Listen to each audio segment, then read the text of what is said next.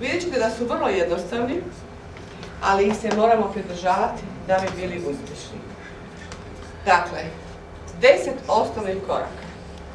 Ja mislim da je to nešto što i inače radimo u životu, kad upoznajemo nove ljude. Svaki od ovih koraka, možda baš ne svaki, ali ništa tu nije tako strašno što ne bi mogli raditi, ali jedino i ispravan način je ovim redom ko što je tu. Zašto su nam koraci bitni? Znate, pa u životu uvijek radimo korake da bi došli do nekog cilja. Dakle, nešto moramo odraditi da bi došli do cilja do kojeg smo se zacrtali. Meni vrlo često neko kaže, u stolici koja stalno govori, Milka, ja ne znam u čemu griješim, ali nemam uspjeha, nemam rezultata. Dakle, moramo vidjeti da li ste neki korak preskočili. Jer vrlo često ćete u želji da što brže napravite taj posao i da što brže zaradite, preskočiti bilo koji od ovih koraka koji će se vama u tom trenutku činiti nevažnim i koji vam nose vrijeme, a vi želite brzo zaraditi. Međutim, da li znate nekoga koji je završio 4 razreda osnovne škole i krenuo na faks ili u srednju? Dakle, nema preskakanja koraka ni u životu. Prema tome, upravo to je razlog zašto moramo ići redovito, jer onda smo se sistematizirali i onda nam lova samo curi. Jer smo usvojili korake kao što treba. Prva i osnovna stvar je napisati cilj. Znate, 99% ljudi na svijetu nema cilj, pogotovo ne zapisan.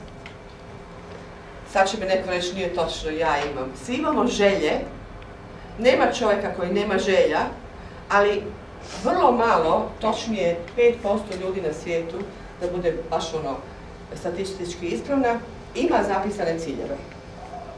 Svaki zapisani cilj se i realizira. Da li znate, ja znam da vi znate, ali razlika između želje i cilja je samo u jednoj sitnici. A to je vaša želja sa datumom izvršenja.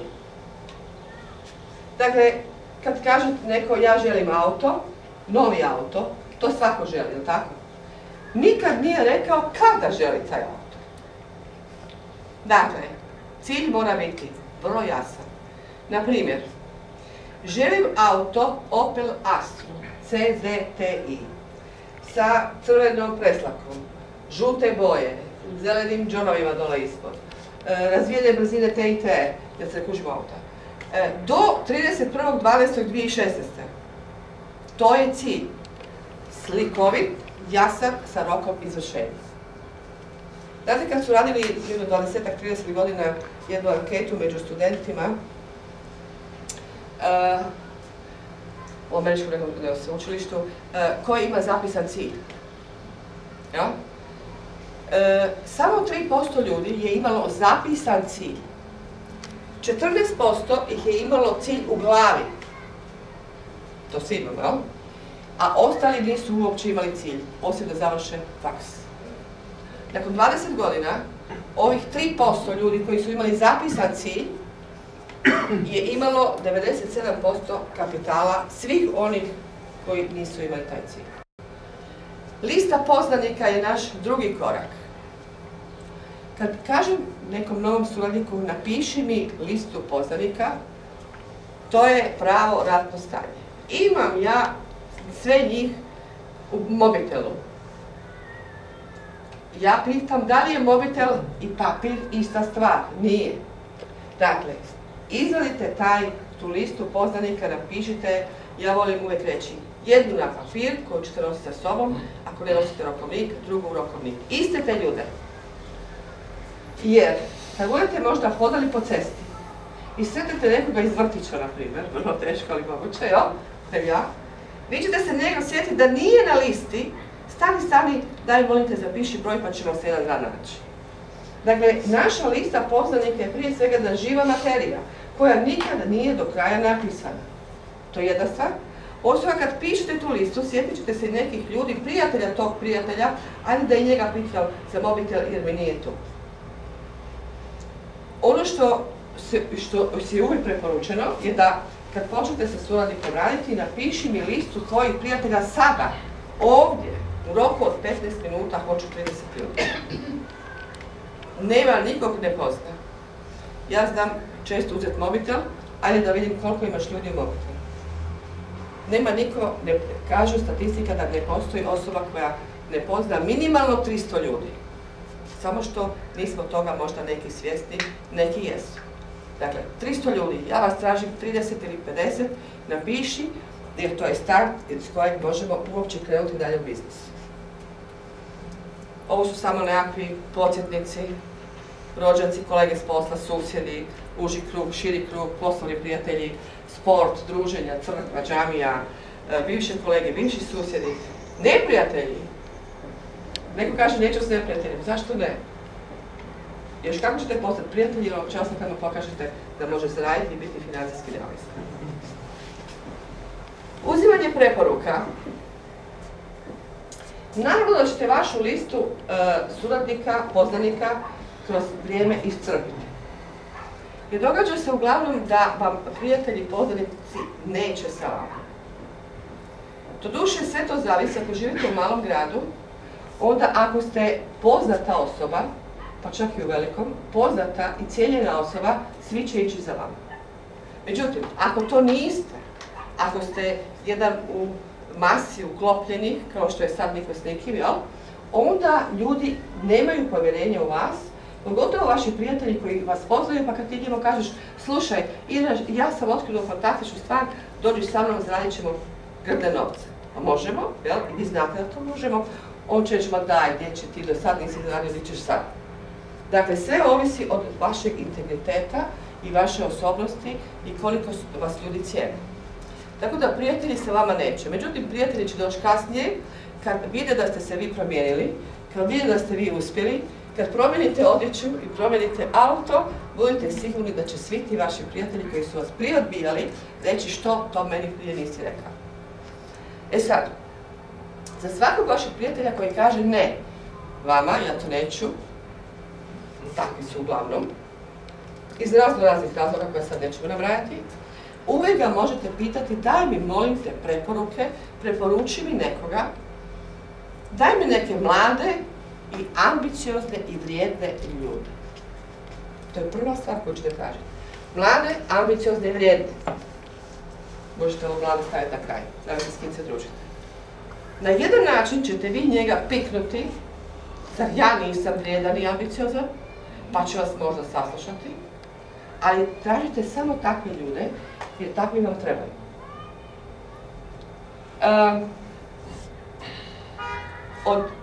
Neko će reći ovako, ne dam ja, znate ono, prošlo je milion lažnih onih švenskih šema koje kakvih piramida raznih i kaže neću sad davati, tamo je nasio, tamo je propao i tako, jel?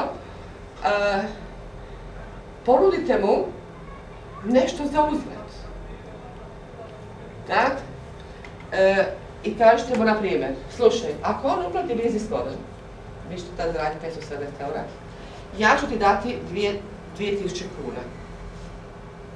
Jel se to vama isplati? Isplati. Možda u prvi čas ćete vi reći koji ste novi, što bi ja njemu dao moju zaradu. Ali vodite računa da ta jednokratna zarada od tog jednog novog suradnika kojeg ste dobili po preporuci će vam donijeti možda karijeru 2, 3, 4 ili 5. Dakle, gledajte dugoročno za nešto što ste platili. Svaku preporuku treba platiti nekome, ako to nije baš nekakav vaš izvrsni prijatelj, a vjerujte mi, nema osobe koja nije potkupljiva ovo krizno ekonomsko vrijeme. I damo ćem preporuke. Jer sam ja rekla, i mene možete kupiti. Imate li $1 000, možete mi kupiti, poslije ću se vratiti natrag mužu, ali nije bitno. Dakle, svi smo potkupljivi, nemojte sad neko reći da će neko, kad mu ponudite pola svoje zarade, da će reći neću. Dakle, ima 100 načina kako ćete doći do preporuka. I onda preporuke. Slušali ste gospodina Bogoljuba koji je rekao da je do najbolje svoje linije došao preko preporuka, 5 do bila. Ovih prvih 5 nije htjelo, ona 6 jest. On je karijera 5, ja?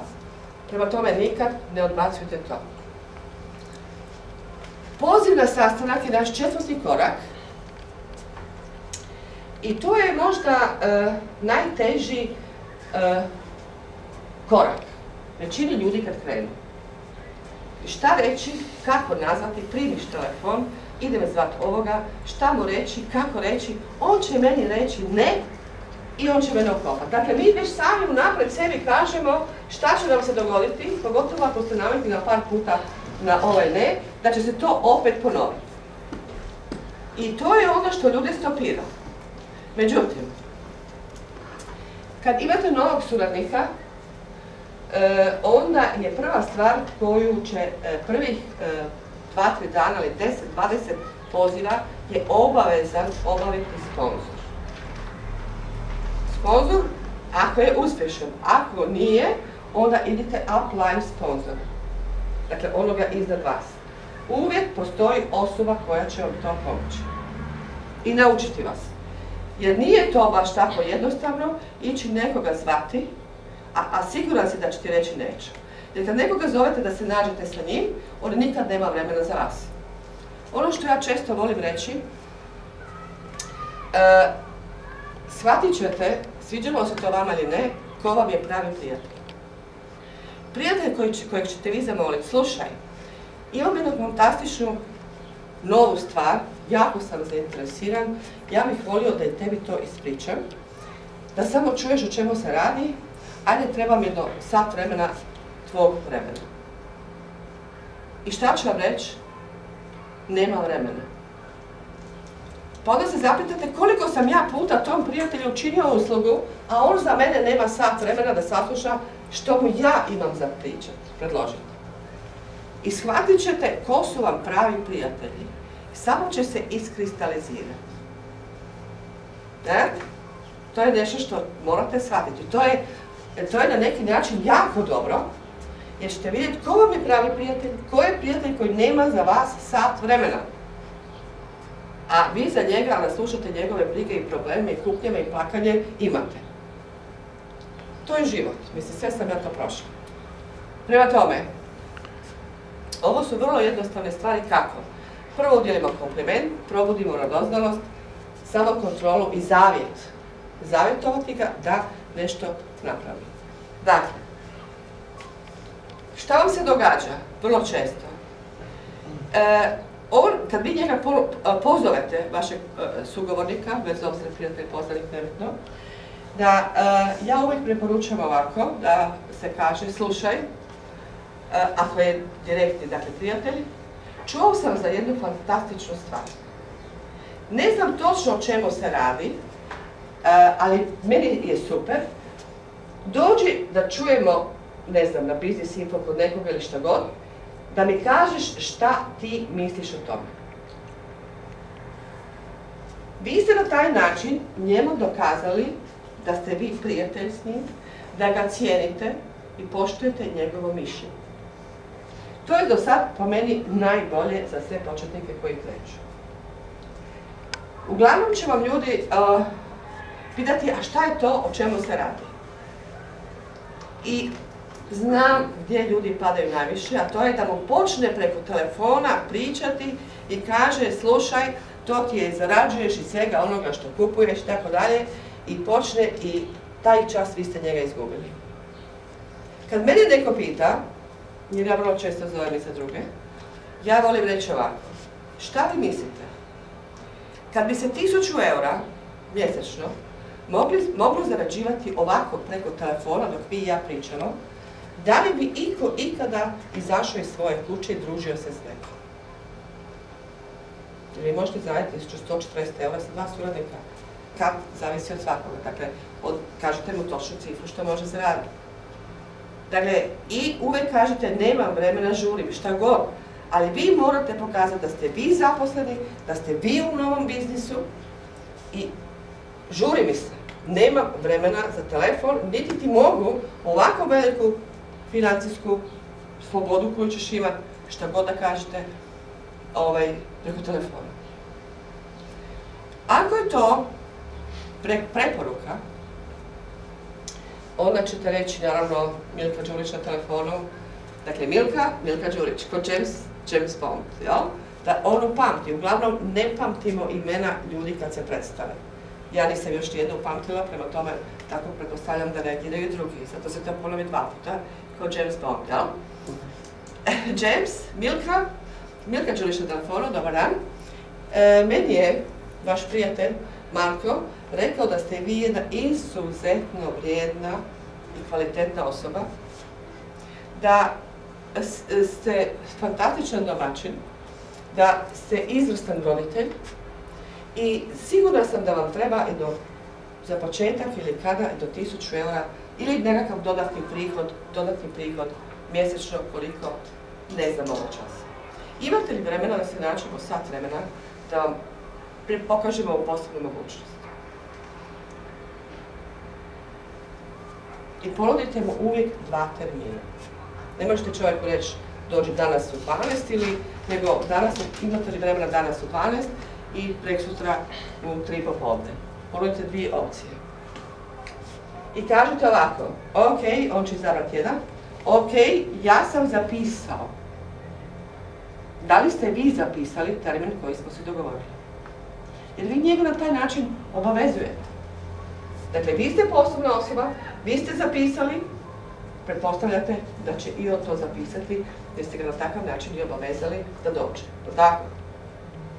Ili ga pozivate na biznis info ili na seminar, onda obično kažu, ljudi glumi hotelsku čaplju, svi obećaju i danas ih je 20-ak obećalo, predno sam ja već navikla na to da ne reagiram kad obećaju pa ne dođu njihov gubitak, više se ne reagirate na to. Kogod ne dođe, njegov je gubitak, nije vaš, vi ćete naći drugoga, on će ostati na mjestu na kojem jest. I onda kao hotelska čaplja vidi vani, nešto ga je spriječilo i onda ga ja opravdavam zašto on nije došao. A njemu nije palo na pamet, on je obećao, meni jedna ženska jučer obećala, ali čim je to, kako sam znala da neće doći? Prebrzo mi je to obećala. Prebrzo je pristala, jel? Ja ću doći. Nisam uopće računala na nju. Nemam je namjeru nikad više ni nazvati. Nemojte mene slušati, ja se to možda mogu priuštiti. Ali vi početnici možda ipak ne.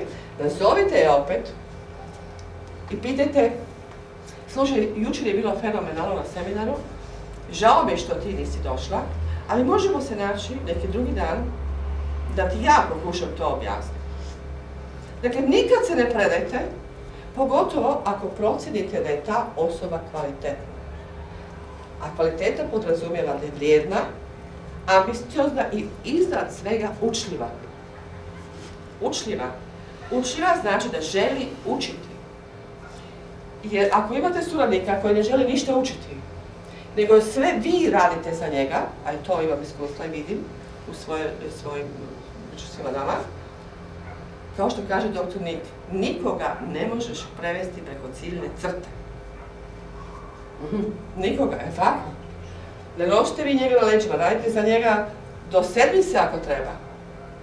Jedan slučaj da mi jednom suradniku sam napravila da je zaradio 4,4 u drugoj trgovačkoj, to je već ozbiljan novac, jel? Da mu pokažem da se to može zaraditi, to sam na početku radila, da bi on meni poslije 2 mjeseca rekao, pa Milka, šta se događa, ništa više ne zarađujem. A on ne radi uopće. Dakle, učite na mojim greškama. Nikada ne pomažite suradniku, nego samo jednu dubinu. Nikada. Jednu liniju. Ne radite mu zarade. Ne radite mu vi zarade. Naviknut ćete i nikad ništa on neće. Je li uspio taj gospodin? Nije, naravno da nije.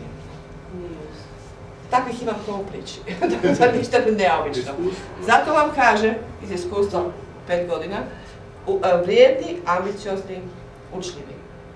Pogotovo neko nije radio mrežni marketing do sada, još kako ove korake mora naučiti. Nije to nekakva velika navika, jel? Saznavanje potreba. I sad, ajmo reći ovako. Dogovorili smo se sa čovjekom da se nađemo. Ajde, jedan od tih koji je ipak odlučio doći, jel? I sad, nakon 10 puta što je neko rekao ne, jedan je došao, sjedamo za stol, nemojte to, molim vas, nikad raditi u birtiji, gdje je muzika, pogotovo glasna, to mora biti najbolje kod kuće, naravno, bilo čije ili nekog kod nas u uredu i to se može dogovoriti. Dakle, nikad zato što on neće vas pažljivo slušati, jel? Dakle, prva stvar, vi bi odmah papir, ajde da ja to tebi kažem, ajde da ja to tebi pričam. Nikada. Prvih 10 minuta ide saznavanje njegovih potreba. Makar je to vama prijatelj dugogodišnji. Ako ga niste vidjeli mjesec dana, otkud vi znate šta se u njegovom životu promijenilo u zadnjih mjesec dana? Možda se obogatio, dobio na bingu, i ja igram pa ne mogu dobiti, ali ću dobiti, ali tog dana. Dakle, možda je dobio na bingu pa mu vi ne trebate. Možda je izgubio na bingu velike novce, pa mu još kako trebate. Dakle, vi morate saznati šta njemu treba da bi mu vi to ponudili. Dakle, naravno, nemojte da to bude više od 10 minuta, ja se sjećam, jedanput je došla od mog Marija ženska, koja je pričala sat vremena i nije mogla stati. Iza toga, naravno, nije bilo prezentacije. Tako je bilo, Marija? Dakle, imamo priče koliko hoćete. Dakle, ne puštajte čovjeka da priča više od 10 minuta o sebi, jer ste vi njega pozvali na vaš sastanak. Nije on vas na svoj. I ne morate znati detalja, ni dlaku na 4 dijela o njegovom životu. Samo koje su njegove potrebe sada. Danas. Ljudi su vrlo prečljivi i pustite ih, ne znaju stati. Jer vama se žuri. Zašto vam se žuri? Pa da zaradite novac. O tako? Pa ga možete pitati, kada on kaže, ima ne znam, plaću 500 eura, što bi vi radili sa 2 puta većim prihodom? Onda ga pitajte, postavljate mu pitanje. Ja? Šta bi ti radio da novac nije ograničenje? Znate kad smo, ne znam ko je napravio jedan put, mislim da je Robert Paučić, napravio anketu među suradnicima i dao im zadatak da napišu u šta bi trošili 10.000 eura svaki mjesec u sljedećih 6 mjeseci da zarađuju po 10.000 eura. Pitajte sebe kad dođete kući, vjerujte mi da nećete znati kako bi ih potrošili. Znate zašto? Zato što nikad niste imali ih tu u glavi mogućnost da možete imati 10.000 eura. A sedmica u SCNetu zarađuje 40.000 eura mjesečno. Sve bi to moja mama potrošila, znala bi ga. Dobro, ja samo kažem, ajde svako od vas nek si to napravi za domaći zadatak, pa ćete vidjeti da nećete znati. Dakle, naprosto nismo spremni na mogućnost da možemo zarađivati više. Dakle, osobi koja je preko puta vas došla na vaš sastanak, na vaš poziv, nudite ono što njemu treba. Ako čovjek kaže, meni bi bilo dovoljno još jedna dodatna plaća 500 eura mjesečno, ponudite mu koliko može zaraditi. Taman, imat ćeš kroz izvjesno vrijeme mjesec, 2, ako budeš radio, slušao što ti ja govorim, zaradit ćeš tih 500 eura mjesečno. Nemojte mu nuditi 40.000 eura, to je za njega misaona imenica, neće vam vjerovati. Vjerovat će vam tek kad ozbiljno krene u posao. Bio je čovjek ovdje koji zarađuje 40.000 eura mjesečno. A kad su akcije kao sad Grčka, vjerovatno 120.000 eura mjesečno. Prema tome, ljudi se uplaše na pomisao da bi mogli zaraditi puno. Jer ne znaju, vjerujte mi, ne znaju kud bi s tim novcem. Koliko god da vi sad kažete svako od vas, ja bi znao gdje potrošiti 10.000 eura, probajte taj test napraviti kod kuće. Probajte. Nemate šanse. Pa ni vaša mama, jel? Vi iz početka, pitanje da bi kasnije. Pa, ja sam rekla 6 mjeseci svaki mjesec. Potrošio bi prvih mjesec dana, ali drugi, treći, četvrti već ne bi znao kud bi šta bi. Zato što nisu pripremljeni za mogućnost da mogu zaraditi više, a svi mogu. Dakle, uvijek mu nudite ono što čovjeku treba jer ste saznali njegove potrebe. Ne filajte ga sa velikim novcem, a on sanjao o 100 eura. On sanjao o 100 eura, vi mu nudite 100.000 eura za godinu dana. Ne nudite mu, biznismenu, nećete ponuditi 3 prava na profit. Nećete mu ponuditi 4 puta 0,5. Njega to ne zanima. Biznismena zanima biznis model. I to obiteljski. Zato morate saznati potrebe. Jer ako biznismenu, koji i sad zarađuje 5.000 eura, 6 mjesečno 10, ponudite, krenete od 4 puta 0,5, te vas neće ni slušati. Znako? ako dolazite u doticaj s njima. E sad ide prezentacija posla, 6. korak. Dakle, saznali smo potrebe, idemo čovjeku nuditi ono što mu treba. Ono što većina ljudi čini, jest da ga zatrpa čovjeka preko puta sebe sa brdo informacije. Sa cijepanjem dlake na 4 dijela, pa priča o bonusima. O kakvim bonusima, molim vas lijepo, možemo pričati? Kad ste mene u životu čuli da spomenem bonus? Nikada. Dakle, saznavanje potrebe 10 minuta. Prezentacija posla ne smije biti više od 20 do 30 minuta maksimalno. Maksimalno 20 do 30 minuta. Vi čovjeku morate pokazati viziju našeg posla. Viziju našeg posla. Viziju zarađivanja i svega onoga što svaki dan tako i tako mora kupiti. Ne silujte ga previše sa binarnim matricama, on to tako ne razumije. On to i tako ne razumije. Šta sam rekla? Prije nego što sam otvorila SNS Hrvatske, bolje smo radili nego sada kad imamo sve živo. Jer smo ljudima prodavali viziju.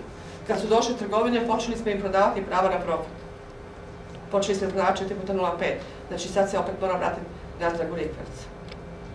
Nije suština od 4x0,5. Tu se još niko nije obogatio. Niti će u sljedećih 5 godina. A za 5 godina hoće. Ako prije toga da naučimo ljude da kupuju. Da? Objasnite ljudima da postoje javne prezentacije. Sad krećemo u Pulu i Rijeku, mislim sljedeći mjesec. Na javne prezentacije ćemo raditi, ako imate prijatelje tamo, pošaljite ih. U Zadar ne moramo tako, tamo ima u Zadru već javna prezentacija i vidjet ćemo gdje ćemo još krenuti. Imate dakle web prezentacije svaki dan u 20 sati navečer utorkom iz Zagreba. Ljudi to ne vole, ne znam zašto, ali morate znati jednu stvar. Ako vas nema u 20 sati ili u 9 ujutro, nema ni naših suradnika i nema duplikacije posla. Mrežni marketing je isključivo jedino posao duplikacije. Ono što radim ja, radit će moj suradnik. Ako sam ja na događaju, i on će biti. Ako mene nema, ni on neće. Pa izdržite to. Izdržite to da ste utorkom u 20 sati na web konferenciji. Nema izgovora.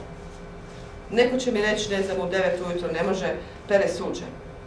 Molim vas, ili šeta cucka, ne znam šta rade. Od 9 do pol 10 morate biti na webu. To je zakon. Tamo čujete najbolje ljude koji pričaju najbolje informacije. Jutro smo Goran i ja, dala sam u riječi, podijelili njegovu karijeru 5. Dakle, bilo je fantastično. Nema izgovora.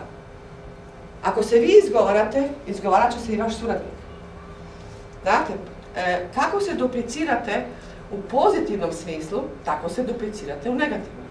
Niko od vas nije primijetio koje izgovore on radi svom sponzoru. To je kraj godine 2011. Isplaćivali su 65 milijardi dolara suradnicima. To je najbrže rastuća industrija na svijetu.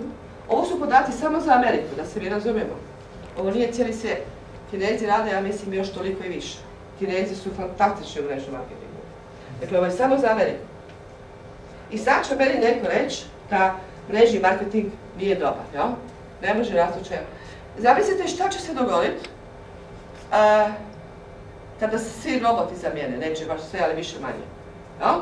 Robotizacija je tu.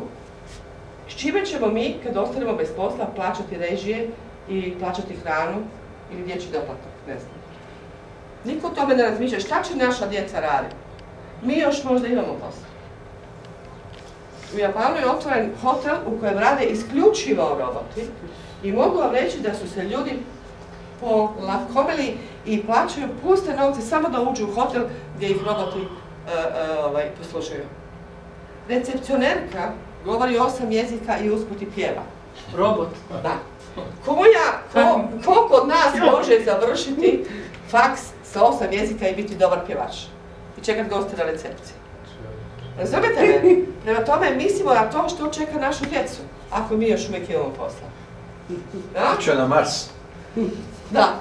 Pa klinci vole što Oni da, sasvim tamo dobro. Pa atmosfera. da, u kuhinji rade. Sve. Is- Ne znam, nisam ulazila u detalje, to je dovoljno Aj. da znam, jel? E sad, 7. korak je zaključenje posla. Zaključenje posla dolazi poslije dobre prezentacije. Ako je čovjek shvatio što mu nudite i da je to za njega, ono što će obično ljudi reći, ajmo reći, pa će se uključiti i kaže ja ću samo kupovati. Jel? Ili ja ću za sad samo kupovati i čekat ću da razmislim malo. Dakle, prezentacija, ako sam rekla da je saznavanje potreba 10 minuta, dakle, prezentacija 20 do 30 minuta. Zaključenje posla vam traje minimum pola sata.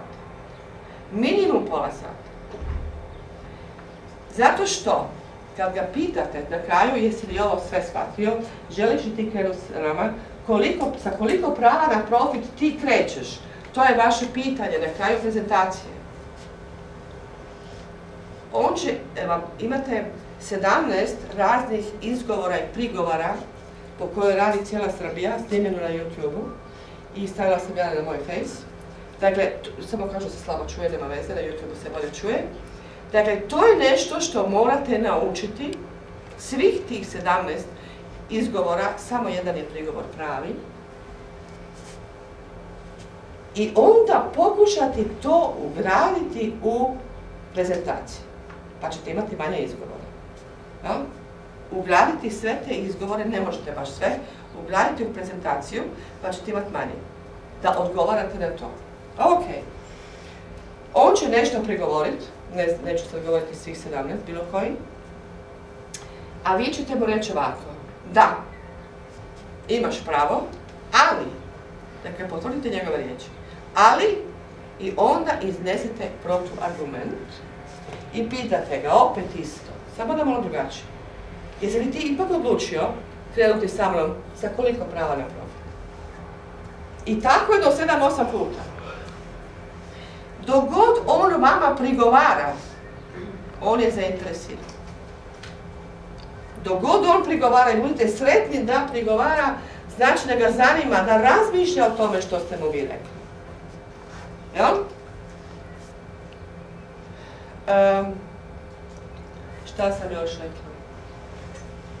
Naravno, ako će biti samo kupac, ok, uključite ga, nikad ne znate da li će mu nekad nešto proraditi, možda će biti neka trgovina koja baš njemu paše, jel?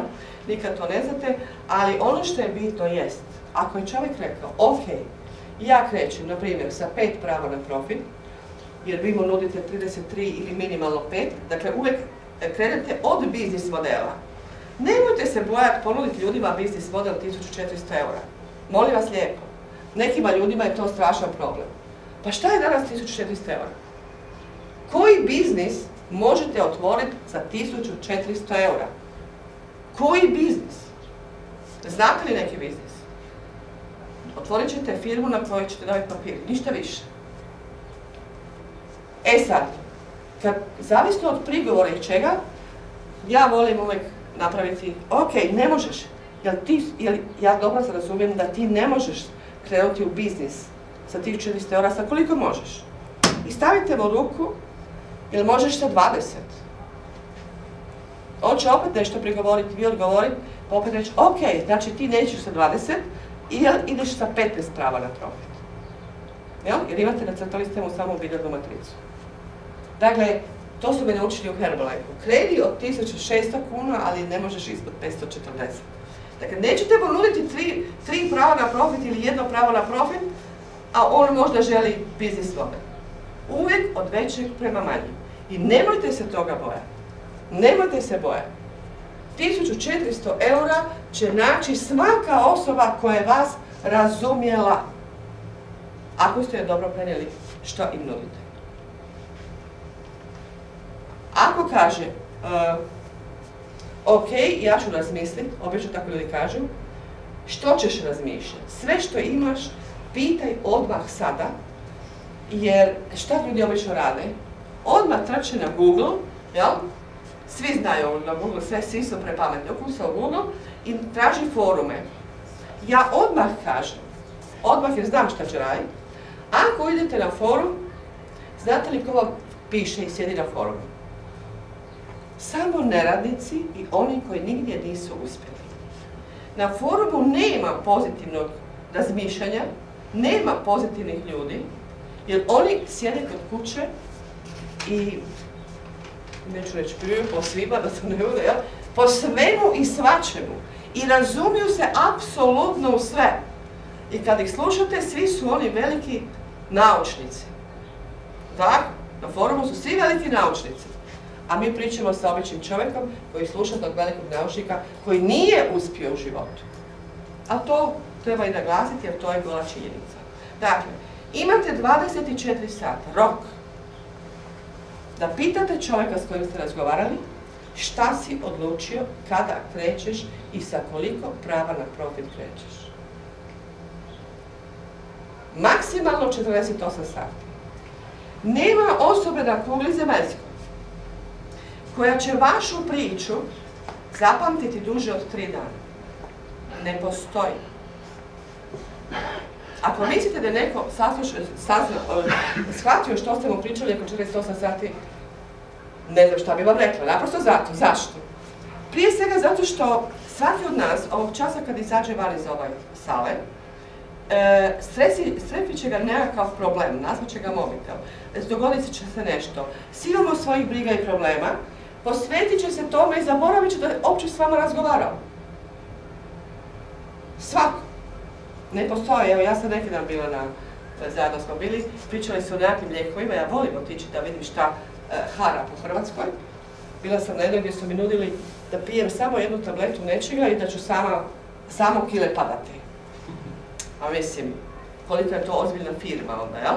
Ili piješ 3 puta nekakve tablete i nikad se nećeš razboliti, svi ćete biti besmrtni. Dakle, volim saslušati takve priče, ali ne zapamtim ništa više od 2 rečenice iz tog proizvoda. Zašto mislite da bi neko zapamtio ono što ste mu vi pričali više od 2 dana? Dakle, na vama je da ga nazovete u roku 24 sata i pitate šta je odlučio. Iza toga ste ga izgubili. Niste ga vi izgubili, on se izgubio. Start sastanak, 8. korak. Postoje 2 start sastanka. Jedno je za potrošače i drugo je za biznis. Onaj koji je vama rekao, ok, ja ću se uključiti, neću biti graditelj mreže, ja ću biti graditelj besplatnih članova. Rekao da si sve besplatno, ja ću samo kupovati. Neću komentirati se, da znam, ali ću reći ovako. Ono što je, kad ste ga uključili, sjednete sa njim, objasnite mu sve što ima na našoj naslovnoj stranici našeg web stranice, jel? Gdje je prijava, gdje je, ne znam, plan rada, gdje je ovo, sve mu to morate pokazati. Pokazati mu kako se ulazi u web konferenciju, nikad ne znate, možda će nekad htjeti nešto čuti. Pokažete mu šta ima unutra u web konferenciji, u njegovom web uredu. Ako imate kod sebe bon, ja predlažem uvijek da imate rezerve, onda mu date taj bon, nazivate Duška, on će vam to odmah reći, da on vidi kako ide ta kupovina i kako on dobiva natrag tih 6 kuna i 1 kunu. Dajte svoje pa ćete lako kupiti za njega drugi puta, jel tako, nikakav, zato morate imati uvijek rezerve. I vi ste vaš posao, i pokažete mu kako će uključiti druge ljude. I vi ste posao završili sa takvim ljudima koji su odlučili biti samo kupci, vi nemate šta više raditi, jel tako? Nemate šta raditi, sve ste mu objasnili kako će kupovati i kako će uključivati svoje prijatelje da kupuju i oni. Obično se dogodi ovako, uključim se ja, pa uključim muža, pa uključim jednu kćer, pa uključim drugu kćer. Ta kćer kupuje da bi ja zaradio sve ovo, da bi mi zaradili, jel? Tako obično ljudi razmišljaju, pa ću ja zaraditi 1%, 0,5, 0,5 i 0,5, jel? Koje je krivo razmišljanje, jel? Totalka. da sad će skoro Robert uvesti ovu kompresiju pa ćemo vidjeti šta ćemo onda. Druga vrsta sastanka je sa ljudima koji su odlučili ući u posao. Sa pravima na profesiju. Evo, srešte ga malo samo, evo. E sad, dakle, kad je to neko krenuo, odlučio, vaš posao tek počinje. Isti slučaj je sjesti sa njim, sve mu objasniti koji je ovo prvom, s tom razlikom da sa njim krećete od prvog koraka. Prva stvar je napiši mi cilj. Ljudi pišu ciljeve, ali se vrlo teško poslije pokleknu pod njima. Ali na vama kao sponzoru je da ga podsjećate. Ja Mariju često znam pokazati njegov cilj koji čuvam već 5 godina. Znate Mariju? 5 godina čuvam njegov cilj i podsjećam ga da ga još nije ostvario i tjeram ga da to napravi. To je moja uloga kao sponzora, da ljude podsjećam što su obećali. Jer, baš sam na Face stavila, ne znam, jedan dobar komentar, da li neko zna što je to odluka? Dakle, moram donijeti odluku za bilo što u životu što ću raditi. Da li znate što znači odluka? Odluka znači obećanje sebi da ću to i to postići. Biti, imati, šta god. Obećanje sebi. Pa kako ću prekršiti sebi dato obećanje? Ajde da ću prekršiti obećanje sponzoru, ajde da ću suradniku, ali sebi. Što je pričala Rajna? Moje samopoštovanje pada na nulu. Odluku sam donio, odluku o cilju, dao je sebi, zapisao je sebi na papir, pogledao je svaki dan i rekao to ću napraviti, to je odluka ili cilj, da ću to odraditi, napraviti, postići. Jel? I onda prevarim samog sebe. To nije pošteno, jel? Dakle, sa vašim suradnikom koji je odlučio krenuti u biznis, krećete iz početka. Cilj, lista, preporuke, poziv, sve ostalo ovo što smo do sad pričali. Ono što je bitno je da svaki suradnik, onog časa, kad ste dobili prvog suradnika, vi počinjete učiti. Vi počinjete učiti, a to se zove edukacija. Dakle, edukacija je korak broj 9. Ne može niko biti sponzor, dobar sponzor, imati uspjeha ako se sam ne educira skoro svakog dana. Svako može odvojiti pola sata vremena da pročita komadić neke knjige. On mi daje inspiraciju, knjiga, on mi daje motivaciju, on me puni pozitivnom energijom i on me tjera da učim da bi mom suradniku ja neke stvari rekla. Sponzor uvijek mora biti, što kaže John Maxwell, jednu stepenicu, jedan korak ili bar toliko iznad svog suradnika. Mislim, mi bi svi htjeli da nas suradnici prestignu, ali u bodovima. Ali neko koga suradnik prestigne u znanju, Boga mi nije svejedno. Ajde da me prestigne i stigne u bodovima, ali ne u znanju. To bi bilo prestrašno. To bi bila totalna degradacija. Dakle, čitati knjige je zakon. Učiti stvari koje do sad niste znali, jeste zakon. Rekla sam biti na seminarima, jest zakon. Konsultacije, evo Bruno i ja smo radili danonoćno, jel? Da. Konsultacije svako večer u isto vrijeme nazove, da mi ispriča što je radio tog dana. Jel? Onda sam ja iz njegove priče znala gdje griješi, da bi mu mogla reći, to Bruno radite, to je dobro, ovo što radite nije dobro. Jel? Neću se hvaliti, ali zato ste dvojka, jel? Jeste slušali moje savjete? Točno. Jel? Recept. Ali onda sam jedno často rekla, Bruno, vama fali još 10 bodova. Nemojte me slučajno zvati dok ne bude tih 300 okruga. Da li tako bilo? Točno. Jel? Dakle, to je jedan dobar odnos, dobro, nisam mu ja direktni upline, ja sam, odnosno sponsor upline, nije bitno. Ja sam tu da pomognem svakome ko želi raditi. Evo, Duško i ja sad pomažemo jednom gospodinu kojeg znam samo preko Skype-a i preko Face-a, jer smo mu slagali sadbirane matrice, jel? Nije naša linija uopće. Čovjek je nekako osamljen, jedna divna, topla duša, ne znam da li je toplija njegova žena ili on. Tjeramo ga da razvija, ne trebamo ga, ali hoće, razvijat će mrežu u Metkoviću. I onda imamo trojni sastanak preko Fejsa, ja? Trojni, taj iz Metkovića, on iz Čapljine, mi iz Zagreba, podijelimo ekran i pričamo. Razumete, dakle, čovjek koji ima veliko znanje, on će se potrgati da vam to sve prenese što više svog znanja. Dakle, samo ga treba znati iskoristiti. Dakle, vaš cilj je da rastete. 10. korak je timski rad. To je ono što smo, evo sad Bruno i ja, radili, timski, dakle nas dva. Nismo mogli timski, sad timski radim više sa ovima iz Bosne jer se spajamo svi na ovom, jel?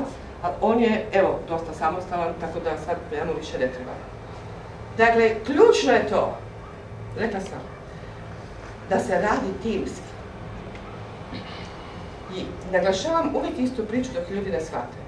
Samostalni, slobodni strelci u mrežnom marketingu ne mogu uspjeti. Međutim, poslije si razmišljam, da li znate neki posao u kojem radite sami i možete uspjeti? Ne postoji. Jer ja ne pričam ovdje o običnoj plaći. Ja ne pričam ako ste vi sudski tumač pa radite sami pa možete to prevoditi, jel? Ja ne kažem da ste otvorili svoj, ne znam, kiosk pa sami radite u tom kiosku. To ja zovem preživljavanje. Tako? A kad kažem uspjeti, onda pričam o velikim novcima. Ja pričam o biznisu. Ja ne pričam o svakodnevnim situacijama. Niti mi to pada na pamet, niti imam vremena za to. Ali gledam ljude okolo. Sretan je kad zaradi plaćicu, kao što je rekla Rajna, ne znam, da preživi, da je unaprijed platio račun, jel? Sam je sretan. Ali čeka do zadnjeg časa da plati račun. Jel? To je isto istina. Ali kad se budete radovali računu koji dobivate, i tog časa, bez obzira što još nije, ne znam, imamo, ne znam, grijanje ili šta, 24. u mjesecu platu, ja ga dobijem 10. te sekunde ga plaćam. Te sekunde sjedam za kompjuter i plaćam. Ja se veselim svojim računima. Ja se veselim. Znači da imam nešto. Tako? A znači da imam novaca na to platu. I od vam novci samo dolaze. Znate što smo, i Ranja je vrlo lijepo danas rekla, kad ste stiznuti cicijašite, love nema, ni lova ne dolazi. Zato je mrežni marketing dobar. Omogući drugima da zarade, tek ćeš ti onda zaraditi. Nema druge. Dakle, timski rad, dakle ono što sam rekla, ja radim samo sa 5 ljudi, ne radim sa 6, možemo 5 grupa sa po 5, ali 6 ne. Stvar navike, ko može, može. Ali jedanput mjesečno morate sjesti sa svojim suradnicima i popričati, ako su naravno u istom gradu, ako neka i na telefoni, na Skype, popričati, otvoriti dušu, vidjeti gdje je šta ko pogriješio, jer smo vrlo često skloni tome da pomalo skrenemo sa puta. Ja sam pomalo lijena, malo sam se uspavala, mislim kad smo postali karijerna pozicija 5, da sam onda se baš jako uspavala i to sam sad shvatila što je to što meni više ne da, mislila sam da je to super, da nema dalje i onda to nije dobro. Tako da uvijek moramo biti u movingu, što volim reći, uvijek moving, jer nema ljepšeg osjećaja, vjerujte mi, nego recimo kad ti suradnik uspije. Ja mislim da sam se ja više radovala, Drago, kad smo se čuli na telefon, Bruno i ja sam se više radovala njegovoj dvojici nego on. Jesam rištala? Rištala sam na mobitel, jer to je meni bilo fenomenalno. Znači da sam nešto uspjela i ja u životu. Tako? I to je ono što čovjeka drži u ovakve vrsti posla. Vjerujte mi, jel? Ono što ljudi često rade, crossline. Crossline je smrt za vaš posao. Smrt. Bilo je pokušaja i ima ih uvijek i svagdje. Crossline podrazumijeva da ti pričaš sa ljudima koji nisu u tvojoj mreži, jel? Pričaš ružne stvari. Ili odlačiš te ljude u drugu mrežu, u drugi mrežni marketing. Ja sam radila u 3 mreže marketinga do sada i u svakom bila uspješna. Nikada, ni u jedan nisam povela one koji su bili tamo. Tamo sam ih i ostavila. Ali zato stalno primate prihode iz oba dva mreža marketinga. Naravno sve manje i manje, ali nakon 5 godina još uvijek zarađujete, ili nakon 6, 7, 8 godina, još uvijek zarađujete iz mrežnog marketinga koji ste vi napustili, a nikog sa sobom niste poveli. Ja? To je prva i osnovna stvar. Obično ljudi, kad im možda stane posao, pa da idem ja srušiti tu firmu koju radim, povučem sve ljude sa sobom, ali ne može niko uništiti firmu koja dobro radi. Firmu mrežnog marketinga još niko nije uništio. Nije, ne postoji. Jesu one šemice razne, to se uništava, to propadne. To su te američki sistemi, svi bi rado radili za američku firmu, ali ste izgubili sve svoje suradnike. Dakle, cross-line je opasnost i uvijek se pojavljuje svugdje, to je normalna stvar, takvi smo, jel?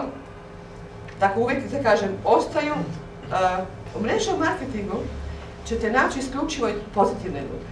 Samo pozitivne ljude, dobrodošle ljude, ljude spremne pomoći drugome, ljude koji su spremni raditi u timu. Znate, ja ću reći, ja sam sad u jednoj grupi, ja još uvijek učim, možete vjerojatno u kojoj sam fazi, u jednoj grupi, koliko nas ima? Jedno 7, vrlo smo različiti i po godinama i obrazovanju i ne znam, opće afinitetima. I već 5 tjedana sastajemo se jedan po tjedno i mogu reći da je to jedan fantastičan osjećaj zajedništva i snage i moći. Kao grupa smo moćni, iako smo sasvim različiti. Dakle, tim je nešto što je zakon svugdje, pogotovo u mrežama. I tim se nikad ne smije iznevjeriti. Nikad. Gubi samo onaj ko to napravi. Ja? Pričajte o sponzoru. Ja znam da puno ljudi ne voli svog sponzora. Ja sam to slušala, ne znam, milion puta. Ne voli sponzora jer sponzor je kriv što on nije uspio, što mu ovaj suradnik ne radi. Uvijek je za sve kriv sponzor. Nikad još nisam srela suradnika koji će reći ja sam kriv što moj posao ne ide. Jer kad vi kažete on je kriv, uvijek su 3 prsta prema meni. Ti si kriva, a ja sam prava, 3 prsta prema meni, 1 prema tebi. Dakle, stara priča. Dakle, ne morate voliti sponzora. Ko vas tjera da ga volite? Ali ga poštivati morate. Čovječe, pa on mi je pokazao poslovnu mogućnost. On mi je pokazao kako ću pričati protiv njega. Ja im Bog će te kazniti. Ali ja nisam vjernik, nema veze. Univerzum će ti se odlučiti za to, ja? O suradniku. Morate voliti svoje suradnike. Takvi su kakvi su. Ja volim sve svoje suradnike, vjerujte mi. Toliko ste svi vi različiti, niste svi samo tu, ja? A svako mi je na svoj način drag. Ja možda nekad jesam ljuta, pa možda kad vidim da 5 puta radi neko istu grešku, normalno da reagiram možda malo neobično. Ali nema suradnika kojeg ja ne volim. Nema. Ako si prepoznao ovu priliku i krenuo sa nama i nije mi bitno čiji si, koji si, kako te neću voliti? Kako ti neću pomoći? Samo nazovi, ja sam tu. I znate da me možete zvati od 10 ujutro do 11 noći. I uvijek sam tu.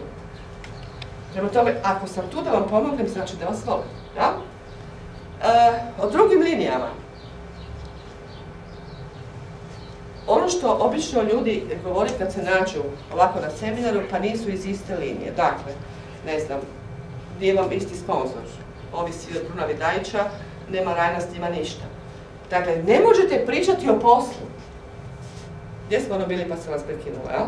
Ne možete pričati o poslu. Niti kako radite, ni ko su vam suradnici, ni kakvi su vam suradnici. Pričajte o tome kako je vali lijepo vrijeme. Ima 100 tema za razgovor, ali ne o poslu. Jer kad počnete o poslu, onda ćete se naći u situaciji da pljujete po sponzoru. To je uvijek tako. Ja? Prema tome ima milion tema. Duža sam to rekla, nema veze. Ja? Dakle, samo lijepo o svima.